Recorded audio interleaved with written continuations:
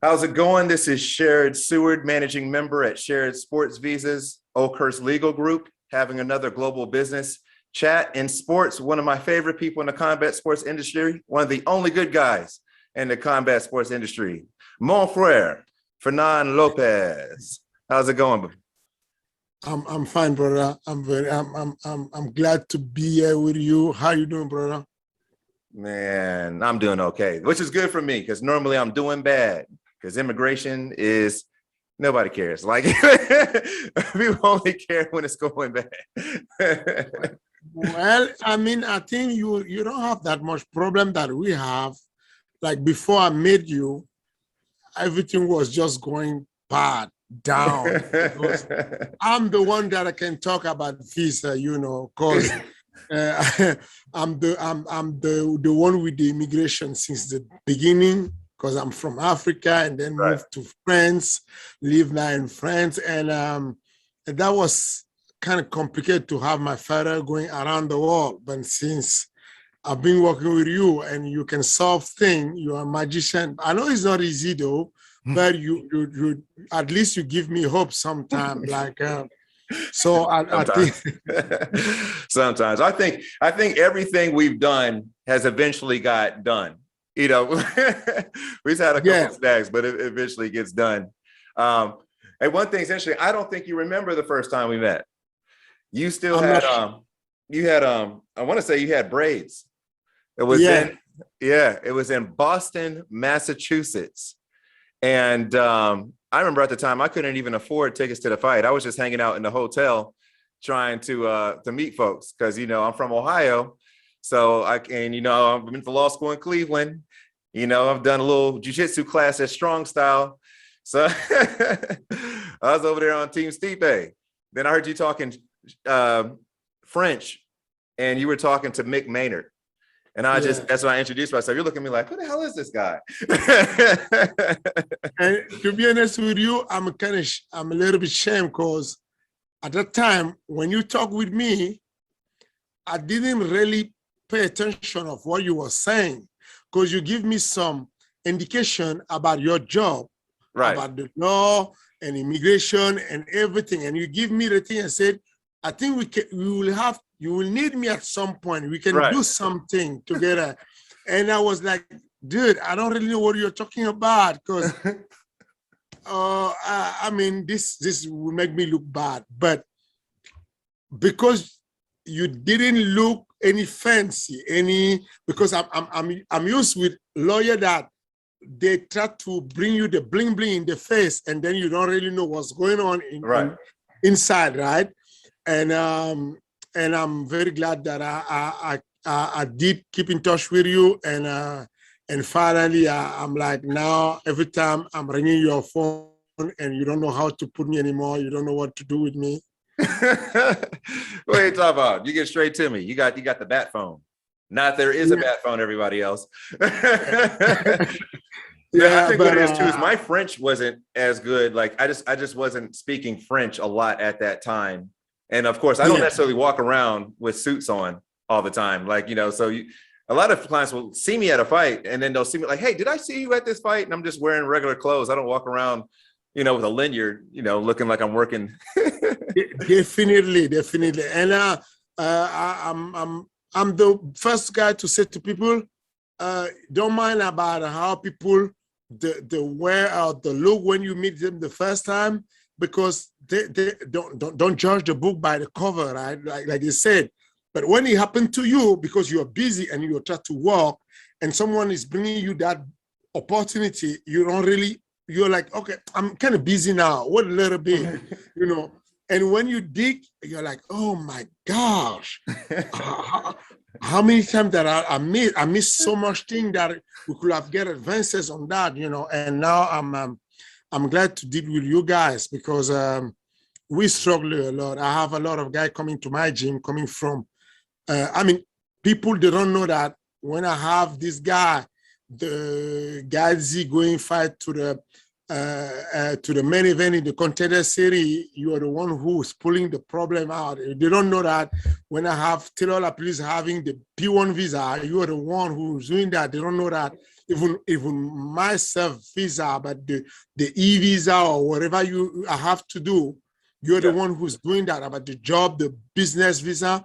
And so I would like to, I really want to take advantage of this stage to let people know that this is not a joke. I mean, you literally changed my life the way you approach the thing. Like, okay, I have a lot of lawyers that are working with them, but having someone that you can call, text, and even when you're busy or in vacation, you will take care of me, or at least give me a number of someone who can take care of me. This means a lot for me, because when this happened to you, it's always emergency. Like, oh, right. It's like, what I'm going to do, right?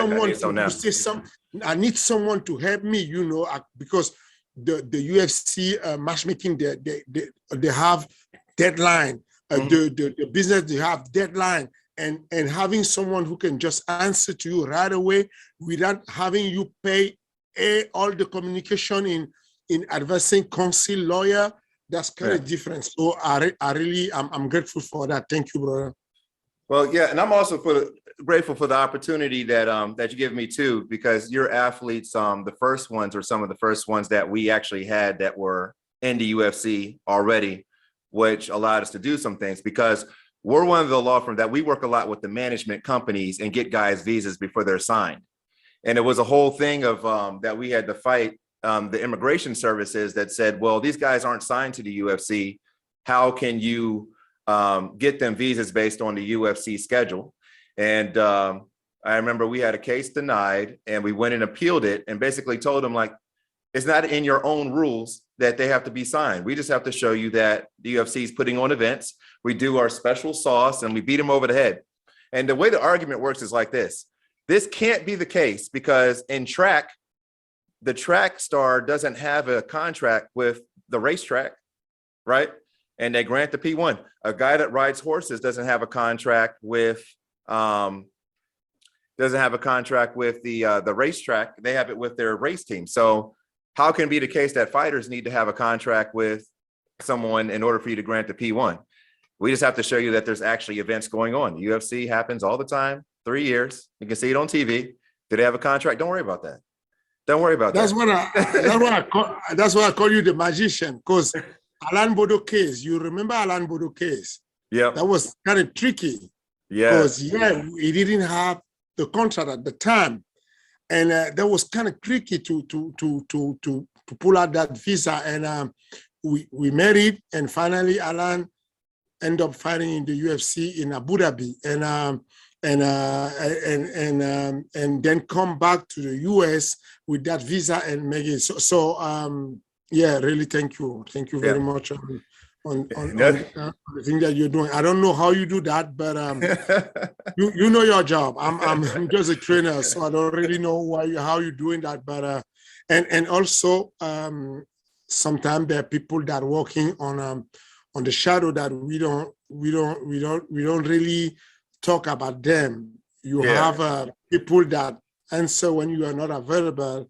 I really need to say thank you to them, because your team very professional. Every time they will make sure to come back to me and give me the solution and give me.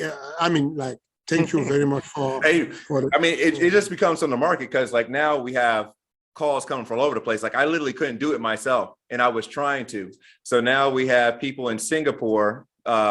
We have people in Singapore and Philippines just to be awake when I'm asleep, that really know what we're doing. We got people that write in India. That we got people here. So that's how we get it going. We have somebody is awake 24 hours.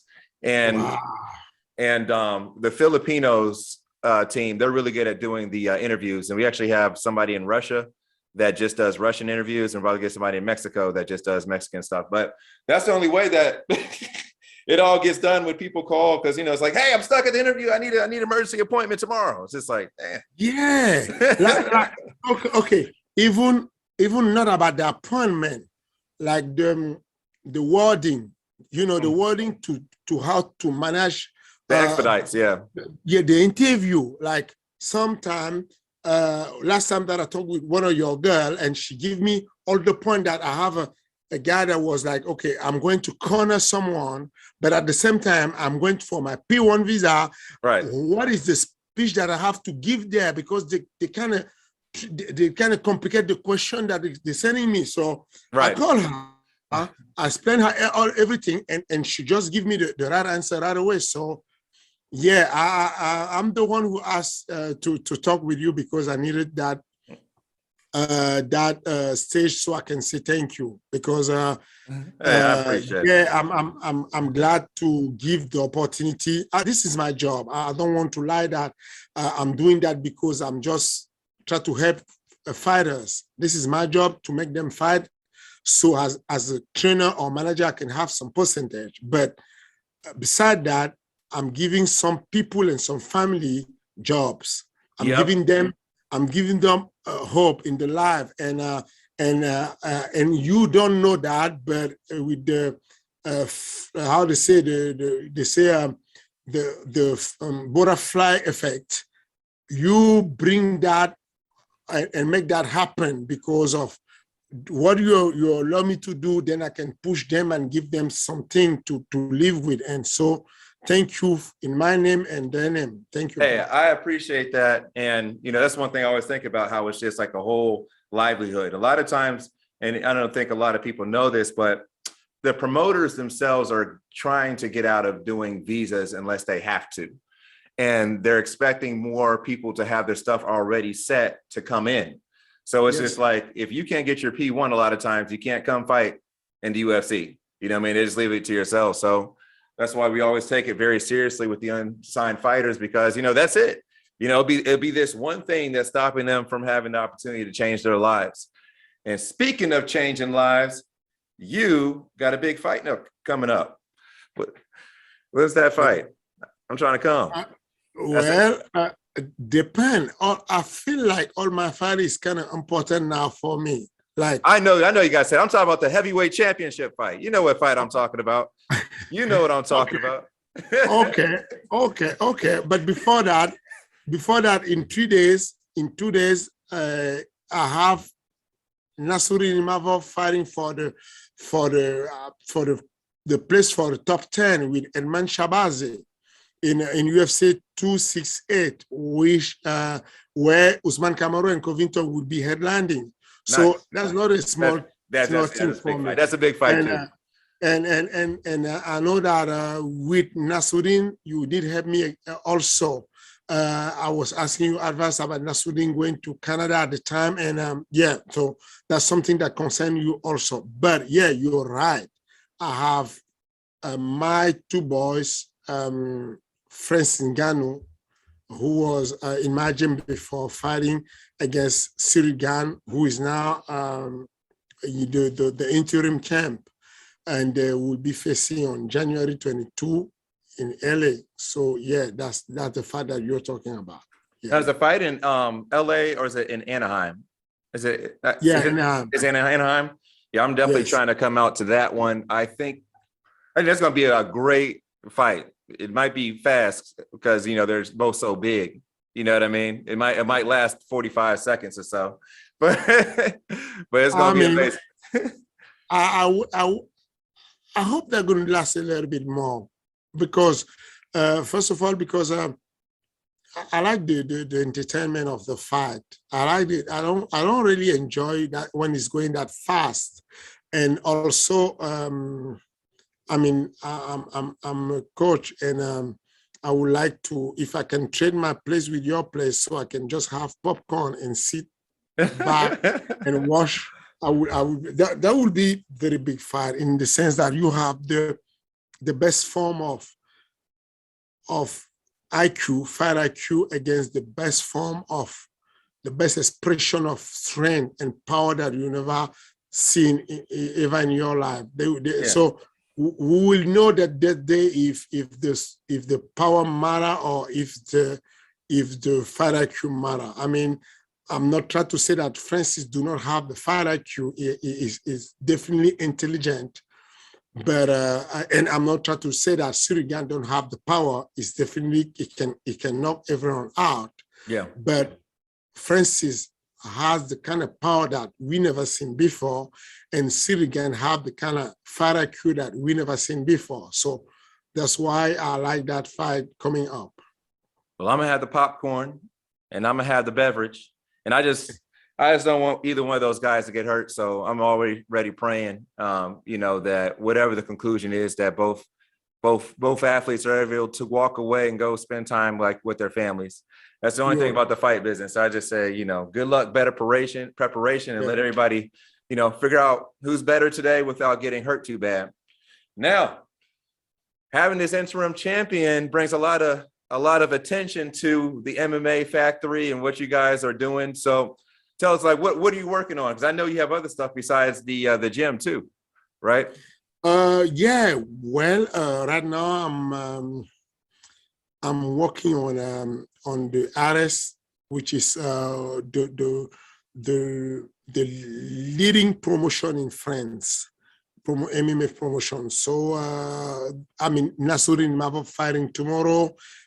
Josh Parisian, they were fighting in RS, and then they won their last fight and then get called by the UFC. So it's major promotion going on live on UFC Fight Pass and a couple of TV in France and Europe. So I'm working with them and talking about that.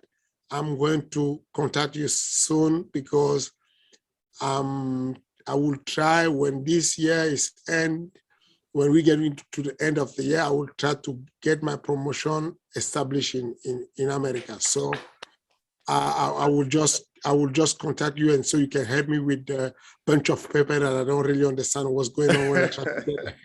We're kind of being a specialty. We last promotion we brought in is I could talk about. I'm working with a couple of them, but Cage Warriors is also on there, and you'll have a much easier time. It was the visa interview stuff that ended up being kind of crazy there, but they put on 2 shows in San Diego, so we're getting pretty good at that, bringing in the promotions in, which is like it's a whole thing. I'm glad I know how to do it, but like that first time was like, okay, this is some heavy lifting. But since you're coming in later, you got it down to a science. I got you, buddy.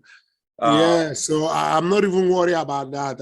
I just know that I need to do my things good, and then send you the files, and then I know you will figure out how to take it from there. Yeah. Right. So one thing, I'll get into a little bit, so people there might be other promoters that are interested in coming to the United States. The first place, they look, well, what visa category should we go into? Because some of them look into L visas, which is an intercompany transfer, which basically says I'm making a division of my same company in the United States that exists, and you can bring people in on the L visa.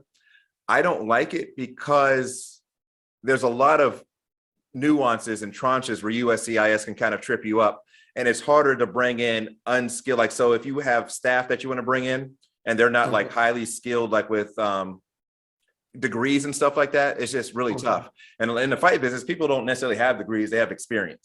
You know what I mean? Yeah.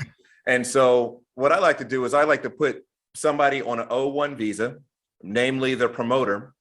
And I usually try to do it under O1B. I basically say the promoter is producing a TV show, and that allows me to bring in all the other staff persons under that O2, which is the essential support staff. And those are 3 years long, which is great, because if you did the L1 the first time, it'd be only a 1 year visa. So these ones get you to 3 year visas. You can bring the staff. The next thing I'm going to try to see is if, because sometimes you have fighters that aren't ready for a P1, they just don't have a good ranking. Yeah. I have a theory that if you, as a promoter, say, I have an O1B, I'm producing a TV show, and bring in fighters as essential support staff, they could fight on that. And no way. Are you serious? I think so. I need somebody brave to let me try this, and see what it happens. I'll do it for free. I'm the one. I'm taking that opportunity.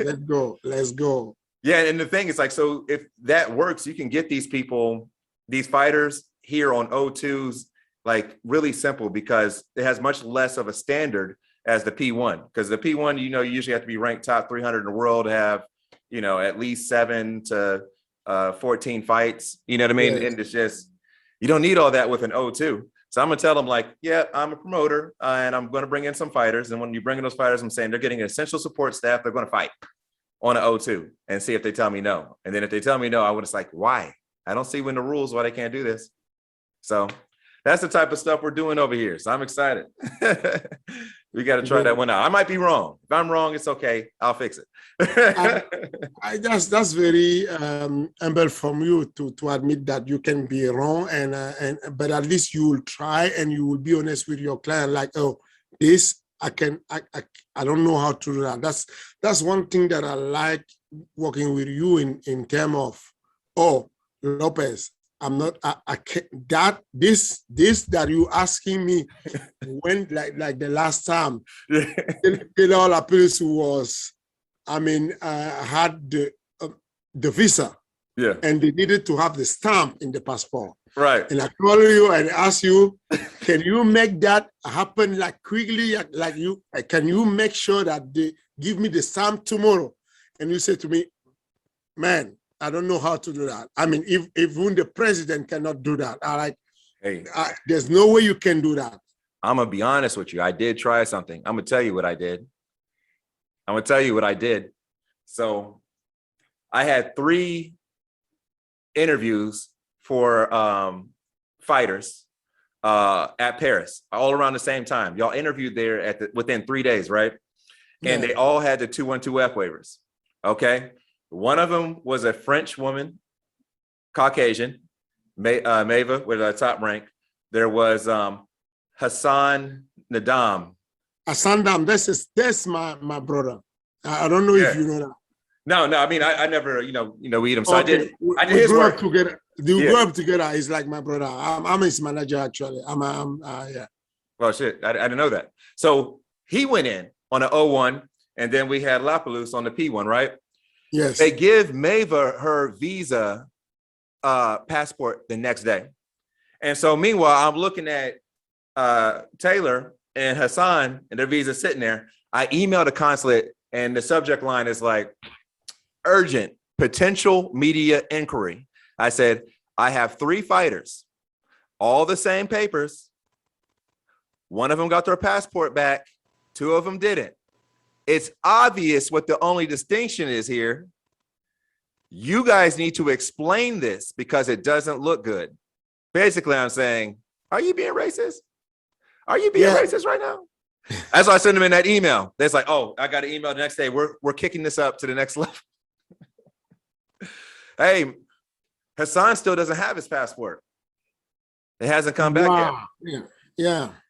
Yeah. So that's one thing you're looking at there. Is like, in my line, like I can set it up for the best case of success, but the consulates are doing stuff that's like unpredictable. You know what I mean? You just kind of got to be smart and put pressure on them. So in like Hassan's case, we had to have the senator in Nevada call the consulate, and they said, unfortunately, his visa's been, I guess, processed for delivery. So hopefully he'll have it in the next 2 days. But he's fighting in November 20th. They've had his passport for 2 weeks. 2 weeks. You know what I'm saying? Asking for, you know what they're asking for? They said, we need evidence of the waiver. I'm just like, we do. I'm like, the waiver is the evidence.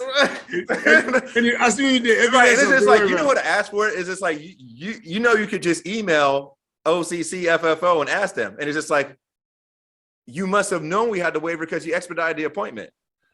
It was just 2 weeks. 2 weeks they've had this passport. But that's what I did. I basically was like, you gave the white lady her pass.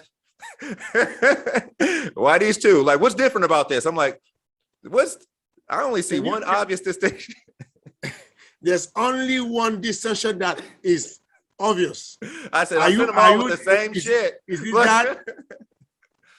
All right, I got one more question for you. Now, Tell me. How'd you get your haircut so wavy like that? Did they cut that in or did you brush that? What is that? How'd you do that? Goodness. Well, this is haircut. Kind of hard to do. Take a little bit time.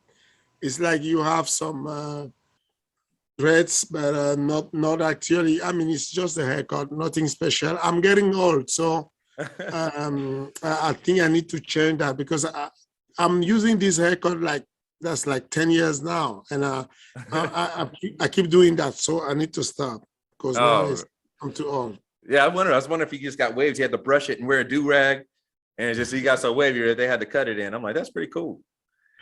No, this is Bob. Maybe I'll get maybe when you go bald, I'll take it on. I'll take it like a helmet and I'll put it on. I'll start rocking that. This gets hot in the summer, all this stuff. I'll cut it off. Man, I don't know. I mean, you look 20. You still have all your hair, everything on point. I don't know how you do that. Hey, this is what all that immigration work did to me. Past 3 years, putting all that stress on my face, but it's okay. The lady says it makes me look distinguished, so I'll take it. I mean, it's a good sign. I mean that you're working and you're always busy. That's good. Right. That's what I'm saying. Like people will be upset, like it's hard to get you on the phone. I'm like, you understand if I'm on the phone, I'm not helping you. You know what I'm saying? I'm not helping. You need to understand that if I'm on the phone, even with you, I'm not working. That means I'm not doing nothing. All right. Well, I won't hold you up too much. You're in New York for the fight? Yeah, I'm here. I'm currently in New York. So this is Thursday, and after tomorrow is the weigh-in, and after tomorrow is the fight, and then on Sunday I will be heading back in Paris. All right. Well, you have a great weekend. Good luck, better preparation, and hope all your fighters stay safe and get back to their families with victories. Thank you, brother. Thank you very much. Because the most important thing is the health. So if they can go back home safe, then I'm very happy for that. Thank you, my brother. I'm gonna try to get up to Paris soon. Maybe I'll get in the gym, do something. Please. Don't just tell them nobody hit me. Don't anybody hit me.